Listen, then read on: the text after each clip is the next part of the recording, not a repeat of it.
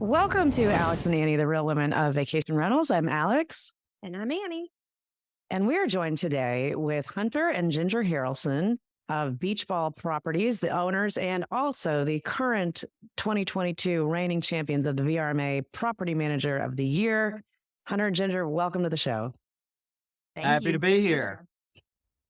So are you guys think- in the same building, or is there a reason? I mean, you're not together. Usually people get together to record. You had to be in separate offices. So we're in separate offices. If you can imagine, Ginger's office is right across the hall from me. Believe it or not, when we renovated this office, actually they put special insulation between our walls because I'm such a loud talker on speakerphone to give Ginger a little bit of sanity. So yeah, we're Love between it. two offices. We thought about getting together, but we both have our own flair. I mean, I like to have the awards and the trinkets, and Ginger's got her pretty boutiquey look. So it gives everybody our vibe. Okay, but that doesn't mean you don't play well with others, though, No, right? absolutely not. Okay, We play okay. very well with each other. And Why I had the Go ahead. honor of getting to see your office a few weeks ago when I was in Gulf Shores and Orange Beach for a market visit. And I will say one thing that I absolutely loved about your office was that not only do you two have separate themes, but pretty much everybody in your office has their own very unique way of decorating. And I thought that was a really kind of cool way of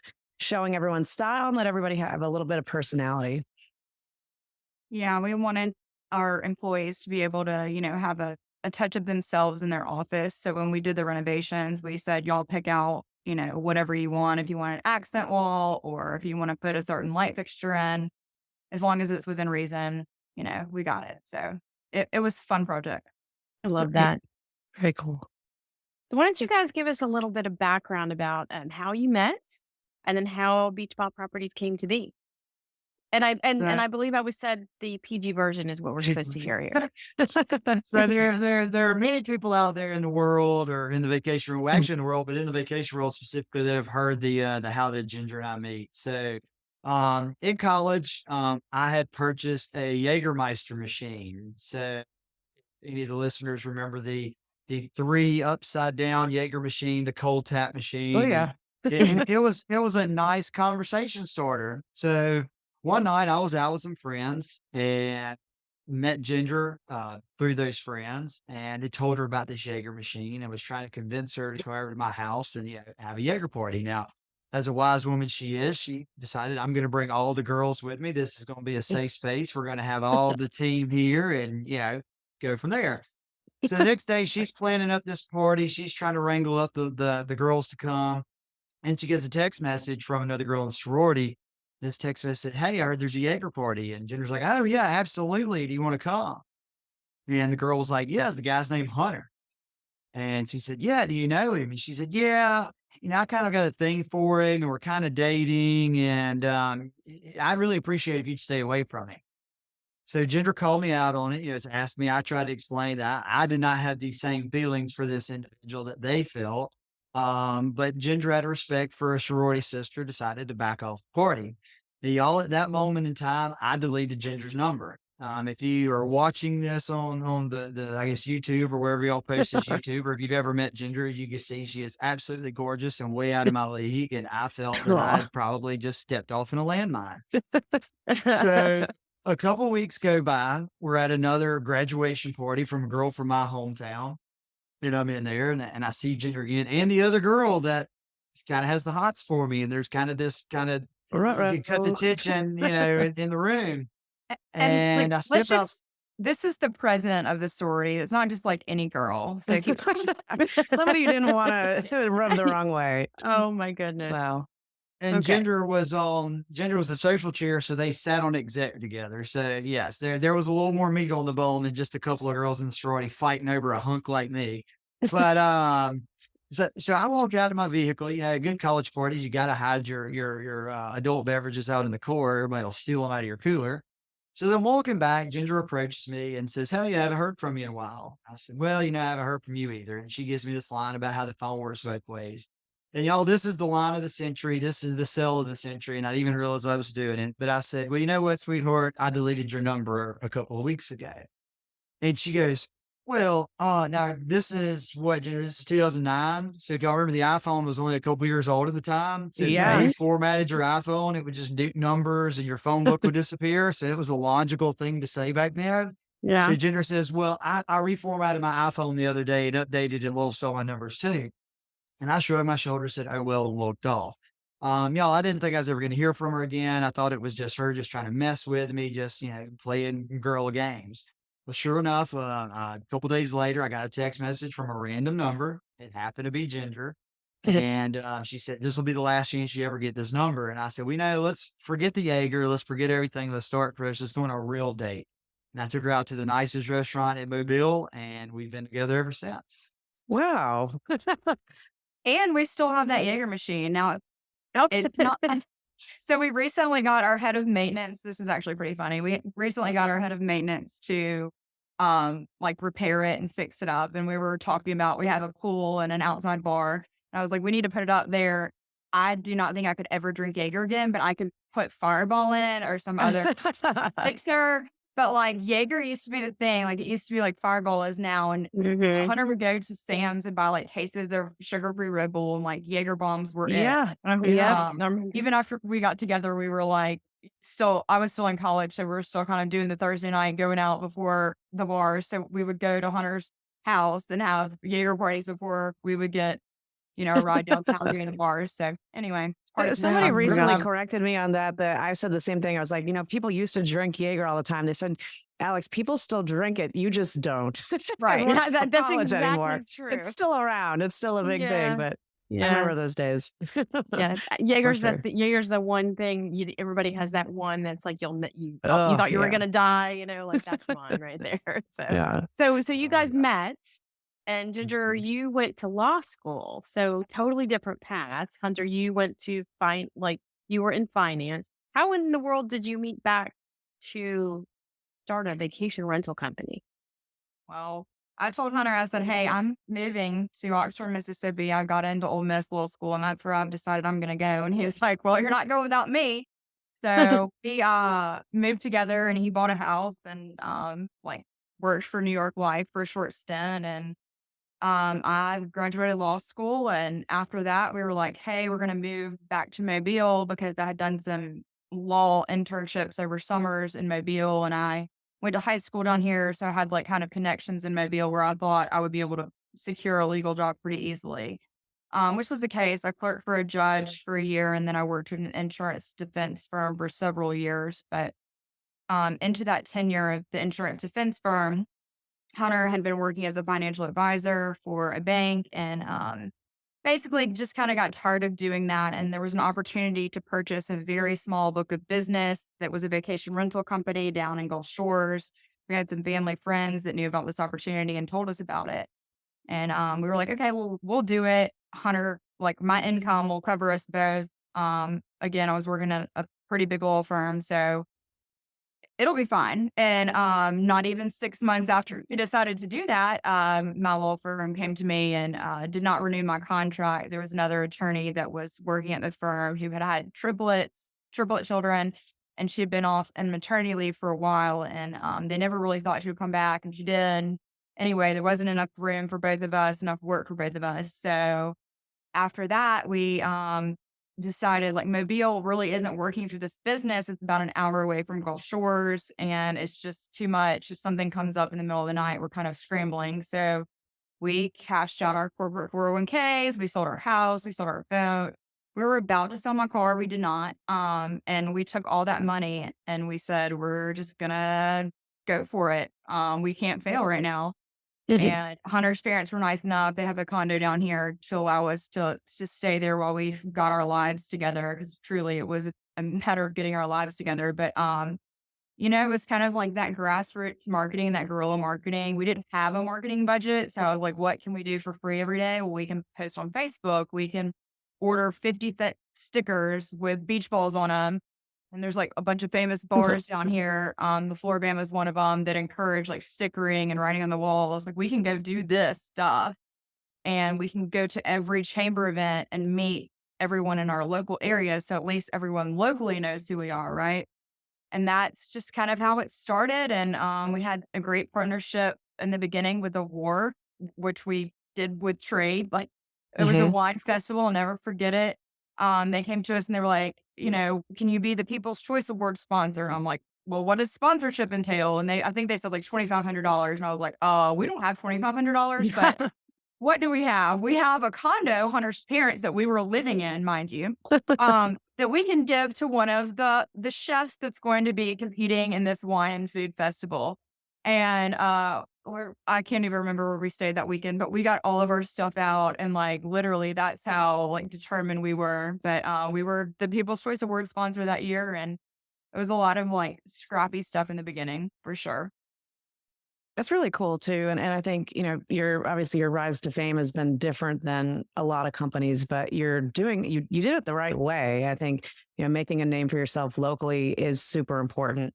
Obviously your guests aren't from the local area, but just gaining that respect within the community is going to breed, just good business as you expand out and start getting the guests to come to you also. Now, you guys have still stayed, I think, very active in the Chamber of Commerce and in other organizations. Tell us a little bit about your involvement in the community. So that was the big thing. Like you're talking about the chamber, I knew from living in other areas, living in Oxford, living in my hometown of Selma, that the chamber was important, and working those connections. Kind of, Alex, alluding to what you were saying. We didn't have a marketing budget, so we told everybody locally. We at least knew everybody locally knew somebody back home, or knew Exactly. somewhere Right. else Yeah. that they could Yeah. talk about beach ball. And we felt like we were screaming into abyss, for a couple of years there. Like we kept posting after here. But as far as local involvement, I'm a board member of the chamber. Just from working, going to events, I helped develop the diplomat program down here. So a lot of people in a lot of chambers have ambassadors. And well, down Mhm. here, Yeah. because we've always been a retirement community, the ambassadors were all retarees. The theory was these retirees don't have much else to do. We'll get them to ribbon cuttings, we'll get them to after hours, and it'll make the pictures look like all these people are there. Well, by the time Ginger and I moved here, there's been this, if you want to call us a youth movement, maybe a 30s movement, if that's a youth movement. A lot of people in their 30s are moving here and want to start a family. So I came to the chamber president, was like, look, we need like a younger, like aggressive type group. So we helped develop that out, which kind of bolstered me to show that, like I had the type of leadership skills to serve on a board. Mhm. Served on the board. My first year was actually 2020. So they ended up not counting that year. They punted it an extra year. And it looks like I might be on the executive team next year. I may end up serving on the chamber board 6 or 7 years total when it's supposed to be a 3-year stint. Um, Ginger is the president of the Junior Women's Club. I'm in the Kiwanis Club. I'll let Ginger hit on this one. The biggest one is we were the chairs last year, and I keep my trophies around, but we were the The chairs for the hardball. American Heart Association. Ginger, tell them what we did for American Heart.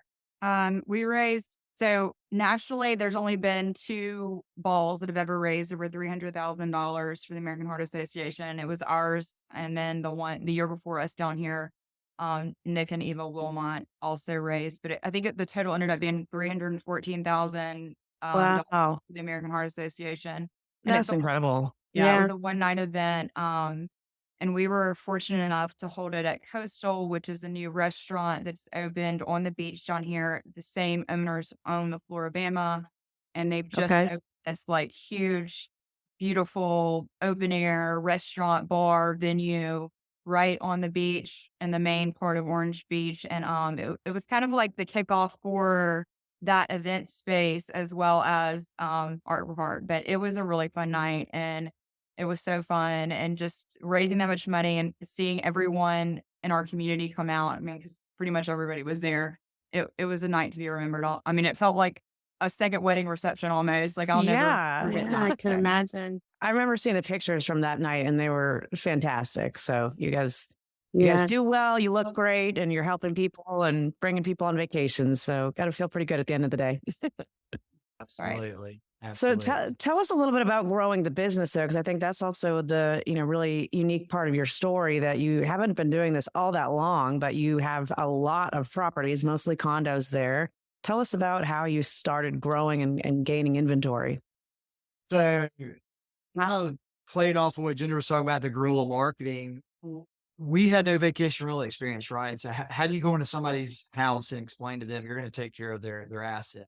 So that was where I used the financial advisor, asset manager. I used my Okay. construction company knowledge, the legal knowledge. I always used to say, I will to this day, I still say the ace of spades up my sleeve is Ginger being an in-house, attorney. And we have in-house legal. We always kind of like scattered out there. Like if you have a legal issue with your property, you can always call her first and she'll give you whatever advice or tell you to refer to. So we just kind of use that professionalism to get out in front of people. And I like this story. The first client we ever sold, they sent in a message. I think I tried to message them on Facebook. Didn't hear anything back from them. Thought it was Lil's calls. The owner, she ended up calling me. She asked us to come over to their property. We're sitting down. And y'all know those like big banana leaf fans that are kind of like a trendy thing in coastal towns. They're big, Yeah. they're ugly, Yeah. they're Yeah. wooden, they collect dust. I Yeah. had one of those banana leaf fans up on the ceiling. And the wife looks over at Ginger and says, Ginger, what do you think of that fan? And I'm sitting there like, oh, shoot, what do you say? I mean, this is a coin flip. Do you tell her you hate it? Do you love it? What do you think? So I just kind of like sat back like, all right, baby, this is all you. And Ginger goes, honestly, I hate it. It collects dust. It's ugly. It's tacky. Yeah, I get it out here. The wife stops what she's doing. She points at her husband and goes, I told you that thing was terrible. We're getting rid of it. Oh no. Signed up. They had 3 other property managers just go, oh, it's fine. Leave it. It'll be okay. And she needed somebody to vilify Oh, that fan. And Ginger did it. And they're still our clients this day. No. Oh my We hang gosh. out there. They come in for snowbird season every year. They're from Manitowoc, Wisconsin. We played spades with them. We have a big old time. But it was moments like that, just going in and sitting in people's living rooms and just selling them on us. Obviously that salesmanship has changed now. It's a lot more inside sales on the phone, but that's what we get out there and do. And then other things we would do, we just tried to look at the general market and not be, well, what's everybody been doing for the past 20 years down here? Obviously that's not working. They're not growing. They're hemorrhaging properties where it may be. So one thing Ginger saw, listing agents like at Remax and Keller Williams and wherever else would be, they would go do Facebook Lives and walk through their properties. Mm-hmm. No vacational managers down here were doing that. So guess what we started doing? We started going live and we would take our little baby, Lowry at the time, and we would have her on my hip while I was sitting there walking around talking, showing all people, just comment about the baby, or we bring our dogs out to the beach and we played on anything, everything that was going to pull on people's heartstrings and made them want to see more. And we put ourselves out there. And that's the biggest thing is like, Yeah. you see the commercials of the guy that's selling Ford, like, I'm buying Ford down here at my dealership. Well, yeah, whatever. If you see that man in public, you're like, oh my God, he's famous. Well, all that man's doing is buying advertising. Putting He's himself not out doing there. Yeah. this, Right.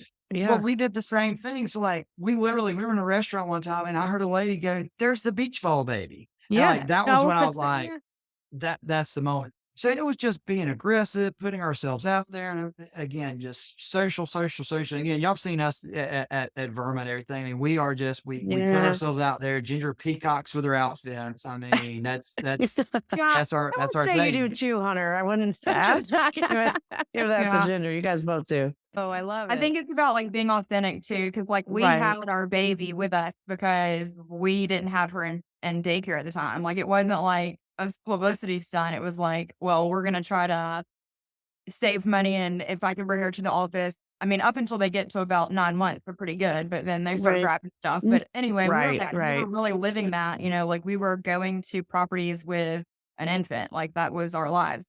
Mhm. So it was just, about like getting on and creating that content. And I tell people that are like just starting, I'm like, create some content. Any content is better than no content. And I think people get obsessed or scared to like get in front of a camera or post something.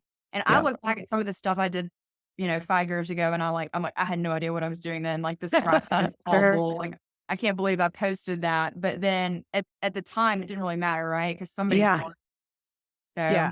It's spot on. I just had this very similar conversation with somebody earlier that that's all it's about. I mean, it's not rocket science, but I mean, to become well known in an industry or, as you're growing your personal brand, you guys have, I think, your own personal brands, but also a couple brand, which is kind of a different perspective. But it's putting yourself out there. It's pressing play. It's hitting record and just showing up and being authentic. And I think it makes complete sense why you guys have risen to the top the way that you have. So it's been fun to see. Yeah. I have Thank a you. question for you guys. So, I was in property management here in Panama City Beach, so very familiar with Gulf Shores, competitive set, always paying attention. And when I joined Expedia, I took over after about a couple of months. I took over Gulf Shores, and what was really interesting at the time was I said, "You need to put Gulf Shores into my market," and they were like, "It's not like there's nothing really over there." And I was like, "No, there's There's literally a like lot. there's 16,000 rental units like in that market." And I remember the VP of market management at the time going, "There's 6,000?" I said, "No, 16,000." He's like, "Wait a minute, say that again." And like everybody in the room, because we're on a speakerphone, yelled 16,000. And he was like, "Oh my gosh," like he had no idea. So I took over the market and I go in there. And then my first time going in, I had not been there, but maybe one time where I happened to be Pensacola and just drove over and visited. So totally blown away. But there were just a couple of staple players in the market. There was the Wyndham Kaiser, there was the Brett Robinson, there was Young's. I mean, there was a couple of big players in the market. So you guys came in and kind of slowly creeped up on them. I think without them Not even even slowly, realizing. I'd say. I mean, Well, I mean, yeah, I think in took Alabama everybody maybe. by storm Yeah, almost. well, I think definitely but I would say for those people, it was quiet. They didn't know what was happening, at least from my perspective, just knowing the market. I don't think anybody like recognized that you guys were building and massing this Yeah. kind of, No, business. So one, awesome, because like that market is a tough market. But one thing that I love about Alabama is that they are so proud of that beach. I mean, that is their beach. They own it. It's not like in Florida where we have miles and miles of beach and you can choose to go anywhere and like everybody like sticks their, flag in the sand and this is our destination and don't come over here. I mean, Alabama is very proud of their beaches and they should be, but it also makes it competitive because it is such a small area. So I'm Mhm. thinking like you guys got into this, you just said you didn't really have the budget, you didn't know really what you were doing. So you were just trying everything. Like, were you scared that you were going to fail against these big guys? Or was it just like that you didn't even pay attention to who they were? Like that someone asked me that, or asked both of us that, I don't know, a year or so ago, and like we looked at each other. It's like we didn't even think about it Didn't even because think we about were it. like, Yeah. we cannot fail. Like we didn't. Hunter's family is from Selma, Alabama, and his dad owns a very successful industrial construction company up there. So like the alternative was like this works, and we get to live at the beach and raise our family down here, or we got to tuck tail and move back to Selma. Like, and Yeah. I I was like, we just got to make it work. Like, I don't know. It just didn't even, we were just wanting to be different. And, some of those grandfather names that you mentioned, we came up with a completely different concept, Beachball Yep. Properties. It's not Harrelson Properties It's on a or name. Yeah. It's on a whatever. family legacy. Right. Right. That symbolized, like, for me, when I closed my eyes and think about a beach ball, when we were thinking about the name, we had like a vision board and we had all these sticky notes up there because we actually rebranded the company that we bought to Beachball Properties. But I was like, I just think of kids on the beach playing with a beach ball. It's like, well, what are you trying to sell? You're trying to sell family vacations, right? Yes. So it was unique, but it also conveyed our messaging. So I don't know. We just wanted to be different. We wanted to have, no one down here had a slogan, like come have a ball at the beach. Right. No one was like doing the whole brand thing. And it seemed, looking back, we should have been scared because we didn't know what we didn't know, but we weren't at the time. Probably but a good Annie, thing. and part of that fear is what keeps people out. But I literally yesterday was meeting with a company, and they joked that they said property management companies down here are like weeds. They pop up, Yeah. they annoy you On a the little coast. bit, Yeah. and then those die and disappear. And then every now and then one grows into a tree. And he said, "My friend, you're a tree." He said, True. he's like, we saw you. You were a little bit of a bush, and I was like, you were a tree, and that's why we're having this meeting today. But I'll give you an example. There's one brand that's no longer in business anymore. They sold out to the Yeah. D team, Yeah. but they literally 1 year when Verbo pushed Instabook in 2017 or Mhm. late 2016, early 2017, we immediately jumped on it and adopted it. Part of it was because I was like, we don't have enough resource to vet all these emails coming in. We got to roll the dice on what we got, right? Well, this legacy brand was so upset by the Instabook and by what we were doing, they decided to pull all of their inventory off of VRBO because Oh they my felt their gosh. book direct strategy was so strong that they They were down that year 25% in rentals. Not Wow. bad. They didn't realize that even though I think they said in their board meetings only 16% of rentals were from Verbo, they didn't realize how many people were going to Verbo or going to Yeah, Airbnb. Well, yeah. actually, that was really before Airbnb. And finding out the name of the property and then Yeah, Googling, Googling it, back yeah. and The Googling. billboard effect. Totally, Yeah, yeah. absolutely. Yeah. And again, they're not in business anymore, but they literally, like, they were campaigning. They were sending out flyers to prospective owners that we are not on VRBO. I'm Actually, like, I just remember the flyer. It said, "Say no to VRBO," Oh, and it's not Yeah. like they're let's, probably trying to say that to the owners, like, right. don't do it. Like, no, let's with Yeah. us. And I just remember seeing that flyer and being like, I mean, I'm not an expert in the subject matter yet. I mean, now I Yeah. am, but like back then, I was like, I'm not an expert, but this seems really like again everything that seems like in my intuition. Because for me as a consumer, I guess as a millennial, which is what I am, I want to be able to go on a website and not have to call someone, be able to just do it instantly. Like I don't want to email back and forth about pricing and all these questions. Like I want it convenient. So I think that's, another thing that made us different. It's putting ourselves in the consumer's position and seeing like, what would I want if I was booking a vacation, or what would I want if I was in the position of a homeowner? we did it. We made another huge mistake, ladies. So I mean, this is well documented. It's out there in the stratosphere. But our commission rate down here is 18%. The traditional rate when we first moved down here was 20 to 22. So our thought was, we'll come in at 18. People will they'll take a chance on us. Well, guess what? We've reset the market. Now everybody, it's like, if they're going up against us, they try to cut under 18%. Yeah. One of those big names that you mentioned earlier, Annie, actually last November moved every single owner in their portfolio to 18%. I'm familiar with that move. Yeah. And we got thinking about it, we're like, you just cut 15% of your overhead profitability. Like, how are you're going to start cutting people? And there's a lot of scuttlebutt about that. But and that's not what you this guys podcast is started about, it, but- right? It's the race to the bottom. I mean, I know we definitely see that in our market here. I mean, we've got some of the big players that they'll come in and they'll say they just do 0% commission for the first year. And it really hurts the market when people continuously are jabbing down. But I mean, 18% is still pretty good. But I've seen some markets where it's like the going rate it's 10%, 8 to 10%, because it's just been cut down so much. Well, and that gets to, and some of that's marketing too. Like, we've got a couple competitors in town that they run that 10%. Well, all they're doing for 10% is using their PMS and running marketing. Right. If they get a leaky faucet, they're calling a sub. The sub's going out there and they're billing the owner directly. The cleaning is being billed directly. Everything's being billed directly. Every time that unit, somebody darkens the door, they're being charged for it. So in the long run, they're really not coming out that much better. They just think they're saving money because of that. Or it goes back to the, and this is a tangent from what we're talking about, but love thy neighbor. Every owner's neighbor is booked 20% more and has made so much more money than what they made. Always. Yeah. And I'm always like, well, what was your neighbor charging? Well, I don't know. Well, what dates were they booked specifically? Well, I don't know. Yeah. How long does your neighbor own that property? I've had some neighbors down in areas that have owned the property for 20 years and they're still charging rates from 10, 15 years ago. So, they're booked like 100%, but they're not getting any money out of it,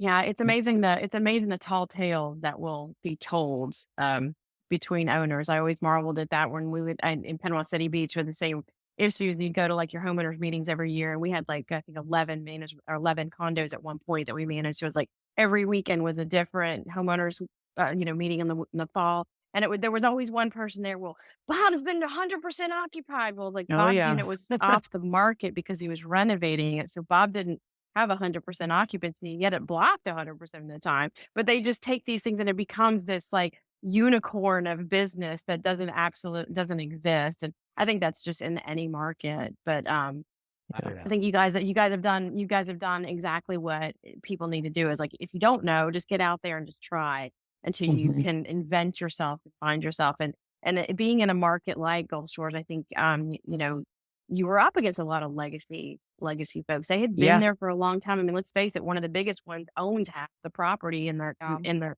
the southeast, in the southern part of the state. So it was probably very overwhelming. But I think when you don't know what you don't know, everything seems like a win, or at Yeah. least it seems like it's a learning tool. And so you've done a great job. And I heard about you guys the first time actually from Travis from the 100 collection. Yeah. He's Yeah. like, well, you're down in the Panhandle. You've probably heard of them, don't you know them? And I was like, I don't. Like, I feel like I need to. And he just kept talking and talking and talking about you guys. I feel like for 6 months before Burma, and he said, "Oh, one of the people that I know has won this award, but I can't tell you who it is." And when he said it, he'd been talking so much about you guys. I feel like he was hinting that it was you. So when I saw you won, I was like, "Oh, I've got to go meet these people." Yeah, So Travis yeah, and Rebecca, they were like you guys' publicists biggest at fan. Burma. I Yeah, got the same thing Yeah. that Rebecca's like, you got to meet Hunter and Ginger. Like, they're great. I'm like, okay, where are they? She's like, I don't know. I'm like, all right, I'll find them. So But yeah, that's an interesting story too. So yeah, prior to this past year, prior to the award, we were under the radar. We were down here in Orange Beach, Gulf Shores, doing our thing. Because again, with the legacy market, I mean, we're at 270-ish properties and growing, but like when Brett Robinson has 1,600 and Picasso's got 2,000, you still feel small. Like you just yeah, feel like you're just a wheel in this cog down here. So we had never really seen, the big market. We'd gone to Streamline Summit. We did go to Streamline Summit. And again, that's not as big as, what Verma would right. be.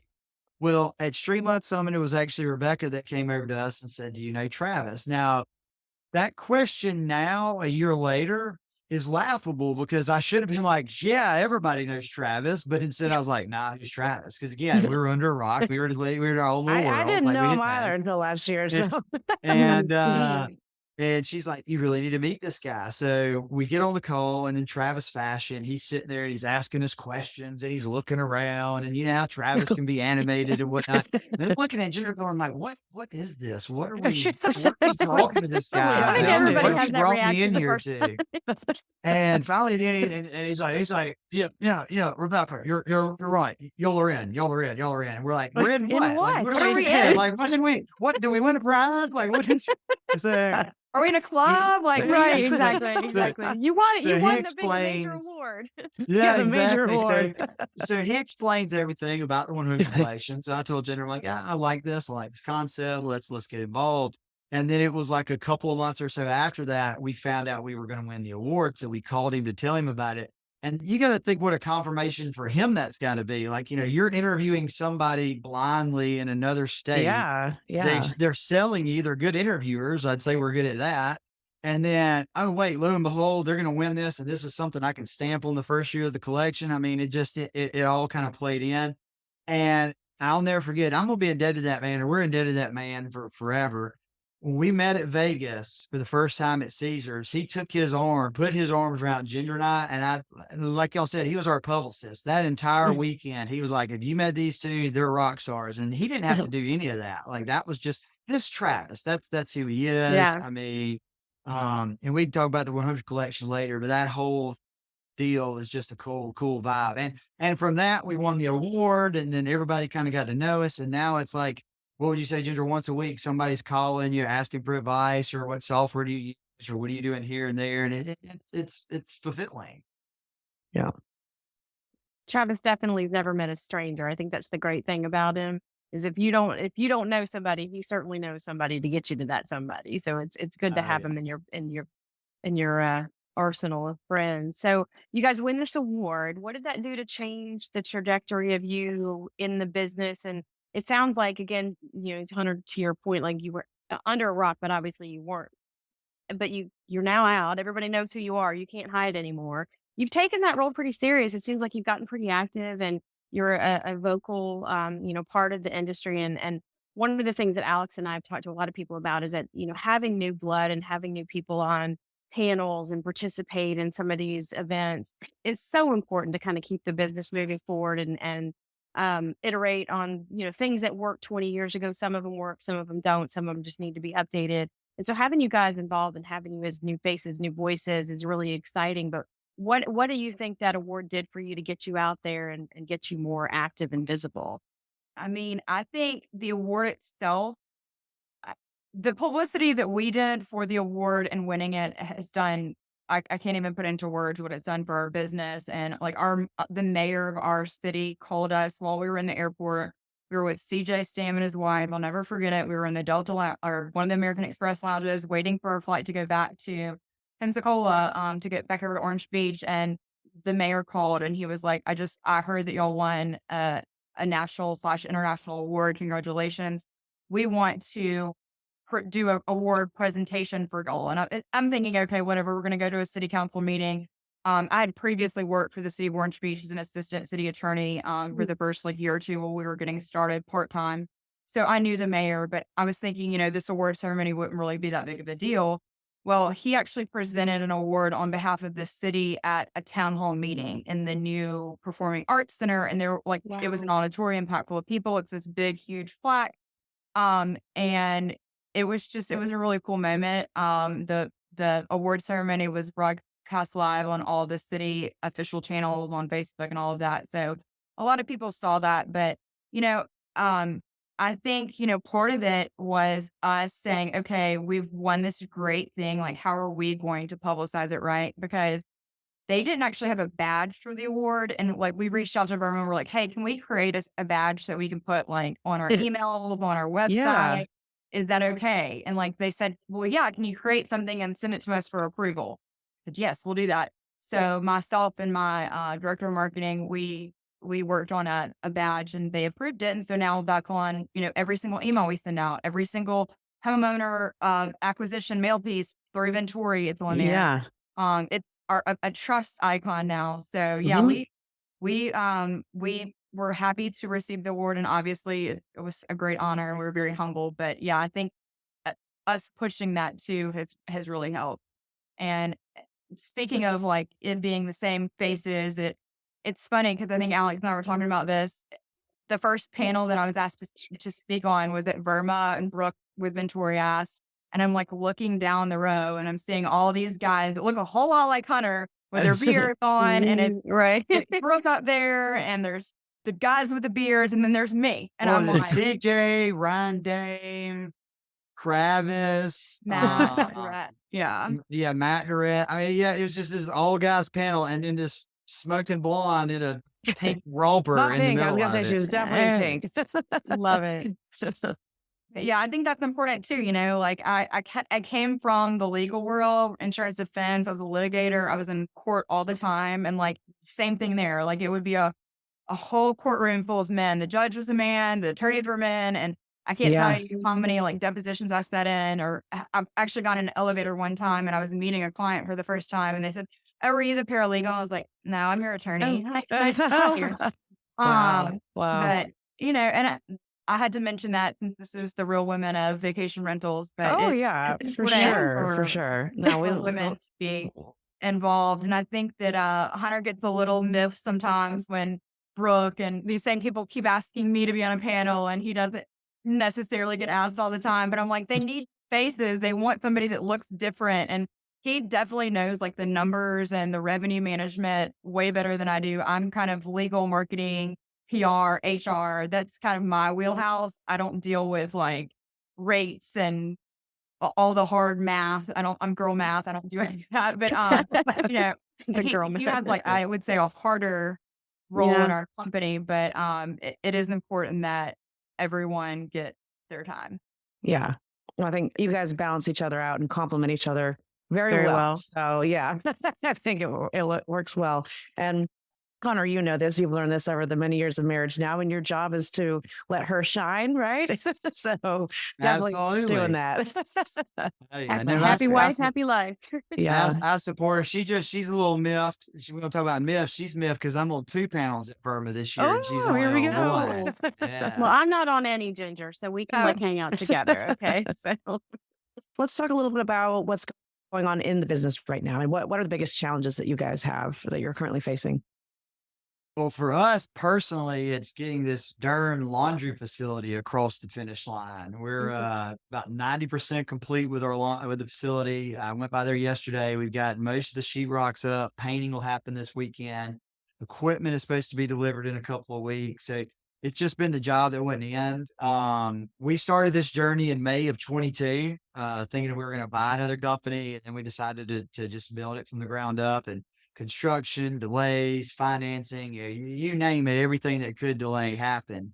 But we were able to finally get all of housekeeping moved in-house. So right now we're running out of a couple of storage units and survive that. But once we can get in that building, it'll be great. As far as, it's the same old things we run into every year. Earlier on, we were talking about this, you've got key made enough flyers from competitors going out there. And, you're almost having to re-recruit your own owners and explain to them what you're doing to keep them in-house. And then also juggling the new people that are coming in. That's my challenge that I'm seeing. I'm sure Ginger's got a whole different, look to that.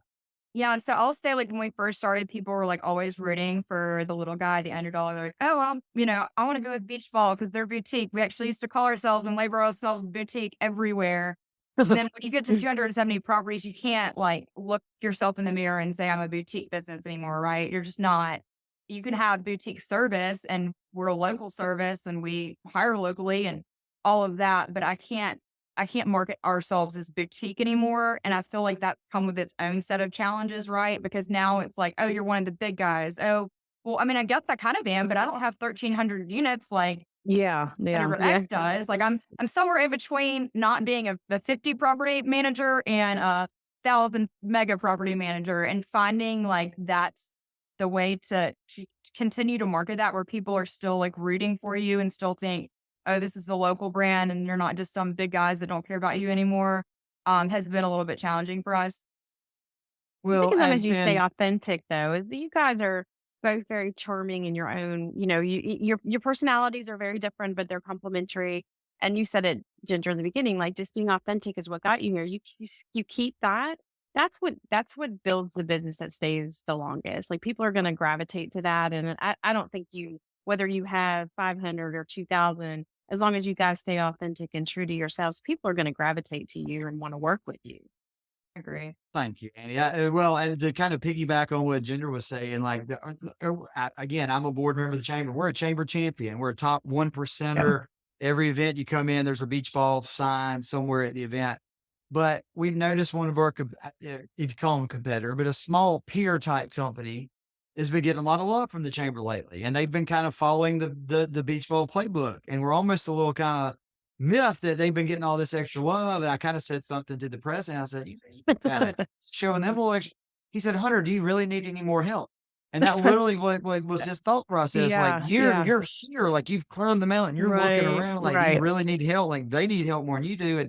And I looked at it, I was like, I get it. I said, but McDonald's still runs ads every day because you got to remind everybody. And what happens if there's a company that you bought a product from or something that you've used, and then you don't see an ad for them or don't hear about them for a year or two? Oh yeah, you forget about them. Are they still in business? Out of business? You still want to stay relevant. You still want to stay out front. You still want to be thought of as the go-to person. Even though I guess you got to share some love as a chamber person, but like just understand why we still feel this way. While we're always going to press, we're always going to put ourselves out there. Right. And I think that's like something that people overlook. It's not just about achieving 200 plus properties, right? Like it's about like you get there and you have to maintain your level of success, and you have to be able to care for those properties, market those properties, do all the things that you did when you were a 20 property, 50 property, 100 property management company. And that desire and like the amount of work that it requires just day after day after day.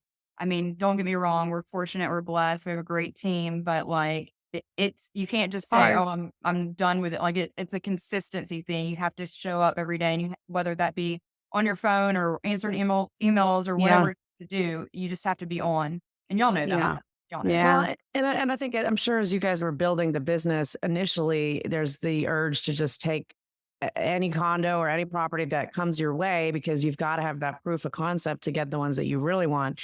But then as you start to get to a certain point, it's like, okay, now it's a good position to be in, that now you can be more picky about which properties you bring onto your program. And then on the other side, you can start determining, are there some that we just don't want to have on the program anymore because they don't fit into our mix? Are you in that boat at all now of like kind of reevaluating, or did you reevaluate? Ginger, are we in that boat, sweetheart? We are. So this is the first year that we've like sat down and like done the whole, here's the spreadsheet and here are the properties we do not feel are performing to the number that we've set is our minimum, right? And so we actually let go of 8 clients the other day, and like all of them were like, what did we do wrong? And it's hard to explain to someone who's trusted you and has given opportunity to your business. It's not, it's not necessarily anything you did wrong. It's just that your property is not performing to the level that we need it to perform to make sense for our business at the size it is now, right? Right.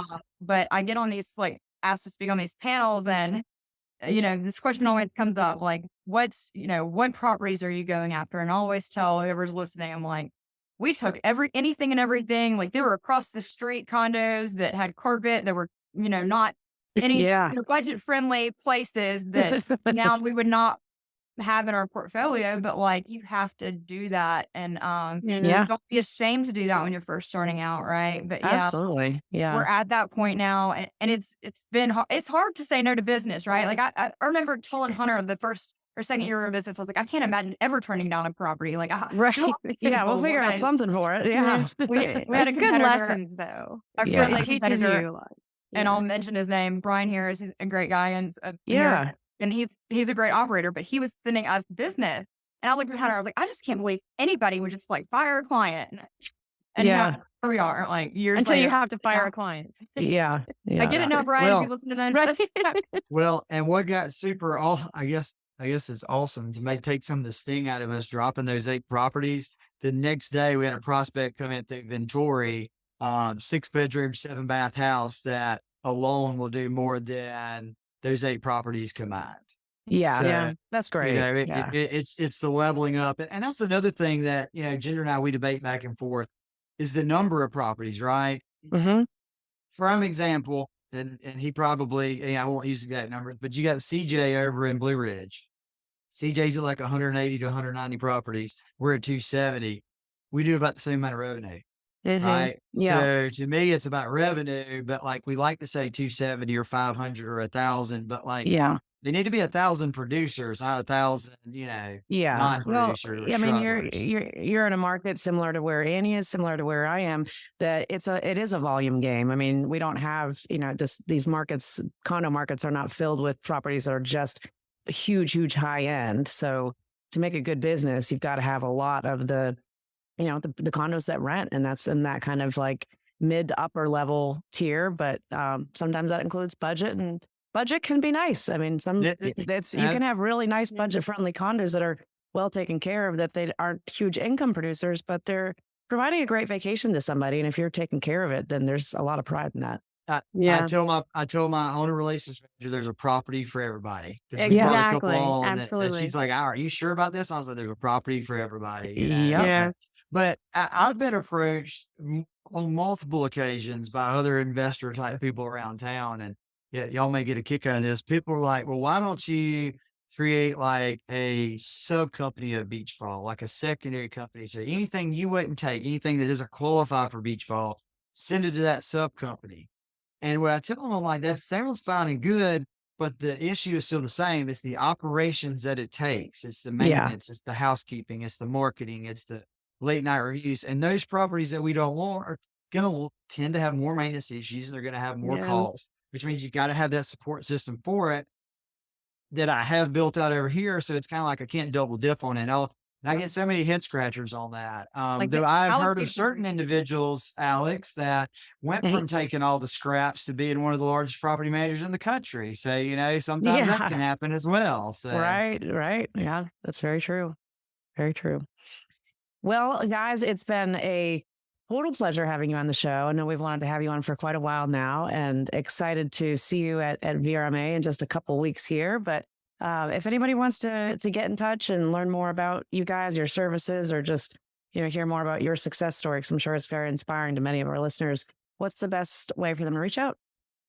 So our email addresses are very easy. It's Hunter or Ginger at beachballproperties.com.